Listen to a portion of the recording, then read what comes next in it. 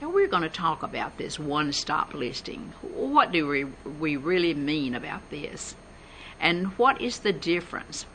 Think about a one-stop listing versus a two-stop listing. Well, if we are going by on the two-stop and going to adopt a two-stop listing, the first time we're there, we might just set the stage for the next agent to get the listing. Say, for instance, I have gone by, I've looked at the house, and I say, well, I'll be back at 4 o'clock tomorrow afternoon and talk to you and your husband. But when I go back the next afternoon at 4 o'clock, there's someone else's sign in the yard. I didn't get that listing. And why didn't I? Well, it's a lesson that we learned, but think about it might set the stage for the next agent to get the listing if I have just gone by briefly and then told them I'd be by the next day. But also, I could get the job done in half the time. And in this business of real estate, we are so busy and there's so many things to do that we need to work smart.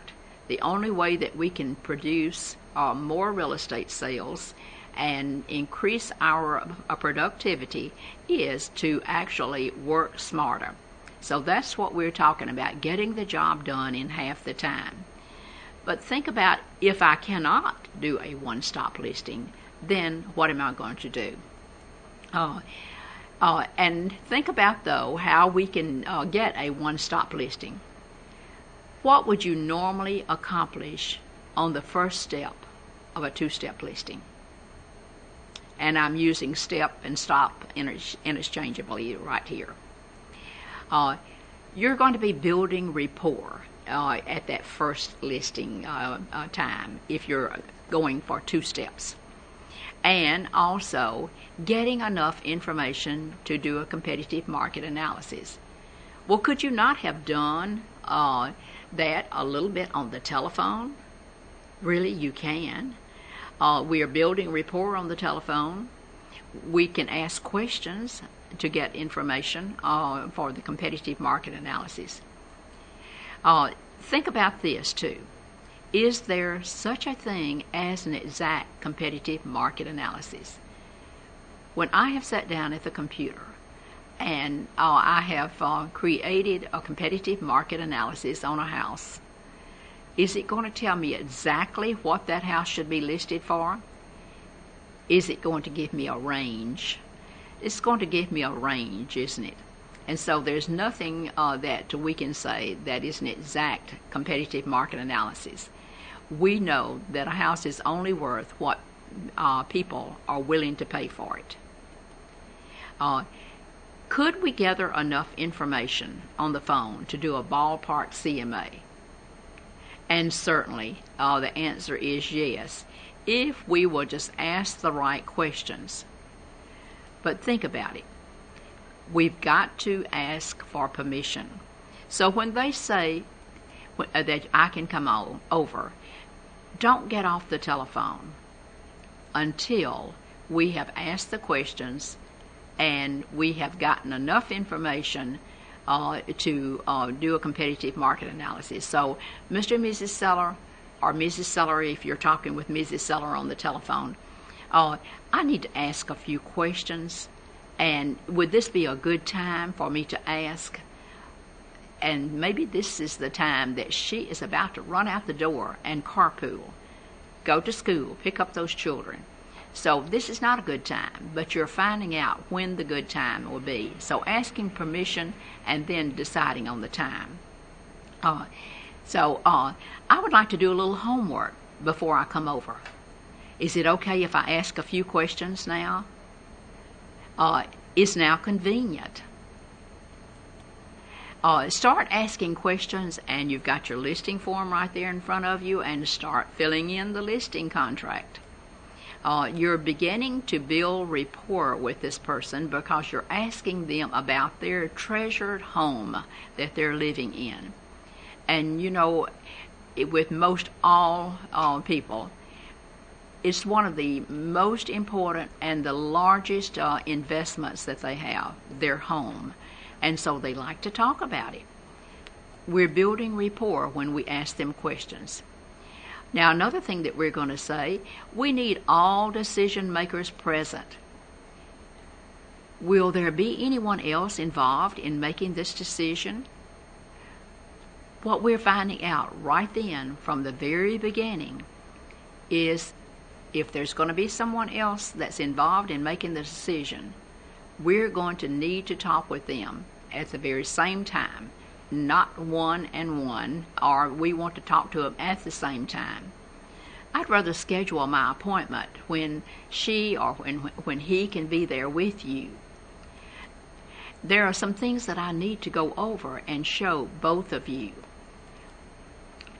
So what we're doing right here is actually telling them that if there's more than one person making the decision to sell the house, we need to talk to both of you at the same time. It never works too well for you to be able to do a listing presentation to maybe the lady, and then she says, well, my husband is coming in from out of town on Friday, and I'll tell him everything you said, and we'll get back with you. Well, sometimes that's the last that you ever hear, and when you follow up, they've already listed with someone else, because her presentation that she gave to the husband when he came in did not really give a good presentation like you would have, and maybe someone else came along and talked to both of them at the same time, and they got the listing. So be careful about doing a listing presentation to one party if there's more than one party that's involved in selling. Now, in getting information for the competitive market analysis, let's just ask that home seller, describe your home to me. Pretend that I just walked through the front door and you tell me all about your house. What you're going to find is that they love to talk about their house, and she may go into a lot of minute detail that you don't really need to hear, but you're building rapport and you're getting information for this competitive market analysis.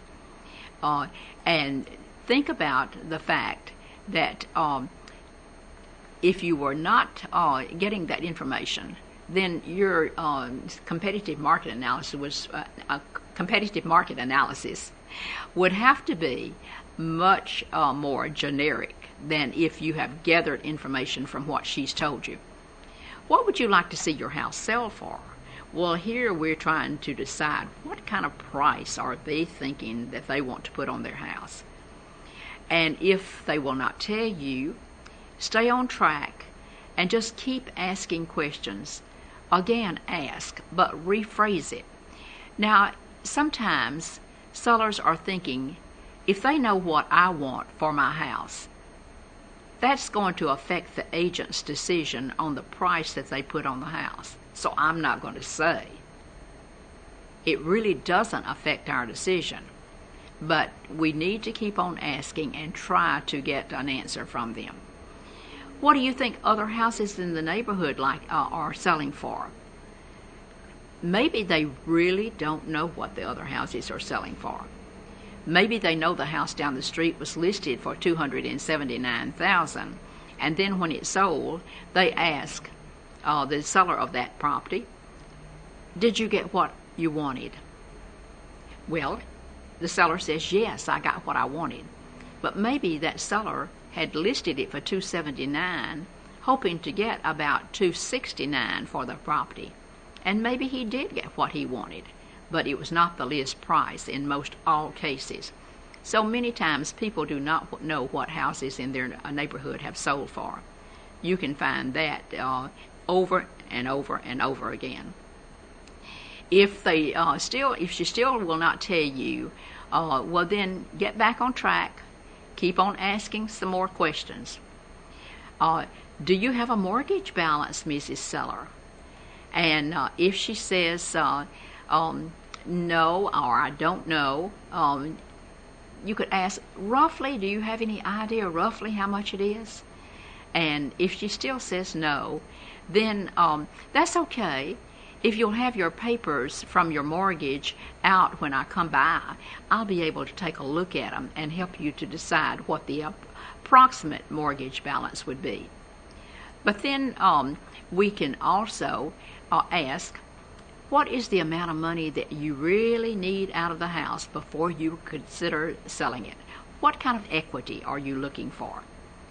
And if we know what the equity is, then or the equity that they want out of the house is, and if we know what the mortgage balance is, then we know exactly the approximate price that they're looking to sell their house for. Now, what if your competitive market analysis does not show or doesn't support the amount? Then you better be prepared to explain why. We need to do a glitzy presentation to explain why that their house will not sell for the amount of money that they think that it should. Or many times they are not thinking about what the house should sell for. They're thinking about what they need out of the house. Maybe their neighbors have gone and bought a house in a much more expensive neighborhood, and they're motivated to move into that same neighborhood. And they think, I have got to have this much money out of the house before I can go and buy that house in the expensive neighborhood. Or someone that's being transferred to a much more expensive area.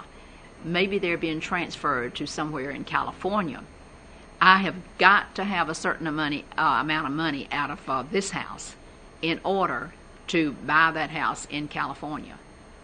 Well, it doesn't work that way, does it? Buyers are willing to pay only what they're willing to pay. And they're not going to be paying what the sellers need out of it. They're going to be paying somewhere in the neighborhood of what other houses in that neighborhood are selling for. So that's something that we have to keep in mind. Now, if time permits, you may want to send a pre-listing package. Some agents do this, some do not. But what we would do if you're doing a pre-listing package is simply writing a thank you letter or a thank you note and giving them some kind of agenda that says, during the appointment we will do this, and please have the following papers ready for me. What you're asking them to do is to just actually have a few papers out for you so that you will be able to verify some information for your listing. A personal brochure. Maybe you do not have a personal brochure at this particular time. Do you have a web page? Maybe you're really having a copy of that web page right now. And then what you would need to do is just to have something in there about yourself. Raving fans. Have you had a note that someone has written you or an email that someone has written you about what a great job that you did for them? Put a copy in there and just let them see what someone else has said. Also, have some references for them to call. Now, the newer agents may not have these raving fans yet, but that doesn't mean that you don't have some raving fans from maybe your prior profession. So think about anything that would be saying what a good job that you do. Your performance history, anything that would be positive statistics of any sort, any kind of awards that you have gotten, any kind of designations that you have gotten either in real estate, or if you're just coming into real estate, then think about designations or awards that you have gotten with your prior profession. Anything that can be positive is what we're talking about. These people, we want to get to know them. But you know, this is fair exchange, remember? And they want to get to know us. And this is how we can establish more and more rapport with them, when they get to know us and we get to know them. This pre-listing package is actually just to let them know up front who they're dealing with and how much, how professional you are, and how much that you do care about working for them.